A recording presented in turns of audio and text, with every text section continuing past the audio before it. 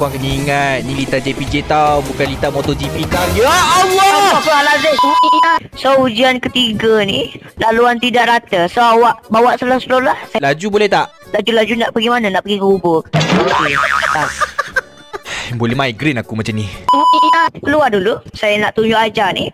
Okey, awak naik dengan saya. Baik. Okey, awak hafal ni. Saya punya ni saya bagi sekali je tau. Puan, apa ni Puan? Makan lain mana boleh macam ni Puan?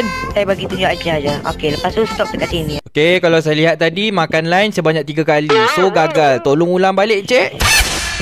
Memang ada kena tampak nanti. Okey, bye-bye. Sorry Puan. Puan, tengok Puan. Macam budak kali pertama bawa basikal kan? Patah balik.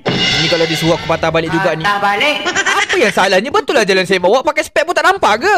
Awak ingat saya buta ke? Awak ingat saya ada kat OKU ke? Saya boleh tengok tahu awak langgar. Patah balik. Puan, pendal lah nak dekat 3 kali patah balik. Awak ingat